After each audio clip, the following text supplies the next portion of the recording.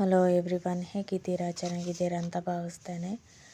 ನೀವು ಮಕ್ಕಳ ಜೊತೆಗೆ ಹೋಮ್ವರ್ಕ್ ಮಾಡಬೇಕಾದ್ರೆ ಅವ್ರ ಜೊತೆಗೆ ಕೂತ್ಕೊತೀರಾ ಅಥವಾ ಅವರಿಗೆ ಹೋಮ್ವರ್ಕ್ ಮಾಡ್ಕೊಳ್ಳಿ ಅಂತೇಳ್ಬಿಟ್ಟು ನೀವು ನಿಮ್ಮ ಕೆಲಸದಲ್ಲಿ ತೊಡಗಿಸ್ಕೊತೀರೋ?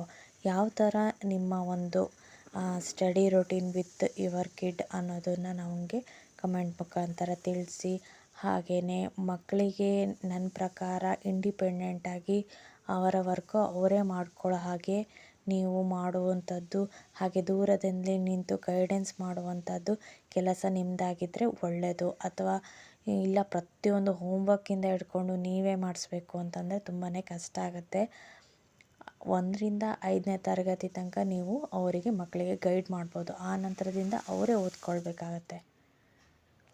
ಯಾವುದೇ ಒಂದು ಪ್ರಾಬ್ಲಮ್ ಕೊಟ್ಟಿದ್ದರೆ ಅದರಲ್ಲೂ ಪ್ರೈಮ್ ನಂಬರ್ಸ್ ಇತ್ತು ಅಂತಂದರೆ ಅದರಲ್ಲಿ ಸೀಕ್ವೆನ್ಸು ಫಿಬಿನಾಯಿ ಸೀಕ್ವೆನ್ಸ್ ಇತ್ತು ಅಂತಂದರೆ ನಾವೇನು ಮಾಡಬೇಕು, ಈ ಥರ ಒಂದು 2/3 ರೇಷ್ಯೋದಲ್ಲಿ ಯಾವುದೇ ಒಂದು ಪ್ರಾಬ್ಲಮ್ ಕೊಟ್ಟರು ಅಂದರೆ ಸಿಂಪಲ್ ಮಲ್ಟಿಪ್ಲಿಕೇಶನ್ ಮಾಡೋದನ್ನು ಹೇಳ್ಕೊಡ್ತೀನಿ ನೋಡಿ.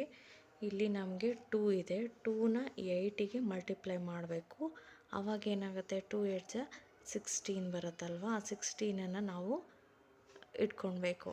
ನಾವು ಯಾವಾಗಲೂ ಮಲ್ಟಿಪ್ಲಿಕೇಶನ್ ಮಾಡಬೇಕಾದ್ರೆ 2 ಅಥವಾ 3 ಪಾರ್ಟಿಷನ್ ಮಾಡಬೇಕು. ಫಸ್ಟ್ 2ಇಂದ 18ಗೆ ಮಲ್ಟಿಪ್ಲೈ ಮಾಡಿದಾಗ 16 ಬರುತ್ತೆ. ಅದೇ 2ಇಂದ ಏನು ಮಾಡಬೇಕು, 1ಗೆ ಮಲ್ಟಿಪ್ಲೈ ಮಾಡಬೇಕು. ಅವಾಗೇನಾಗುತ್ತೆ, 2 ಬರುತ್ತೆ. ಅಂದರೆ 216 ನಮಗೆ ಆನ್ಸರು ಯಾವಾಗ ಬರುತ್ತೆ ಅಂದರೆ ಈ ಒಂದು ಪ್ರಾಪರ್ಟಿ ಫುಲ್ಫಿಲ್ ಆದಾಗ. ಈ ಒಂದು ಪ್ರಾಪರ್ಟಿ ಕರೆಕ್ಟಾಗಿ ಇತ್ತು ಅಂತಂದರೆ ನಾವು ಈ ಮೆಥಡಲ್ಲಿ ಮಲ್ಟಿಪ್ಲಿಕೇಶನ್ ಮಾಡ್ಬೋದು. ಅದೇ ಥರದ್ದು ಇನ್ನೊಂದು ಪ್ರಾಬ್ಲಮ್ ತೋರಿಸ್ತೀನಿ ನೋಡಿ. ಈಗ 4 ಇದೆ, 4ಅನ್ನು ಏನು ಮಾಡಬೇಕು, 6ಗೆ ಮಲ್ಟಿಪ್ಲೈ ಮಾಡಬೇಕು.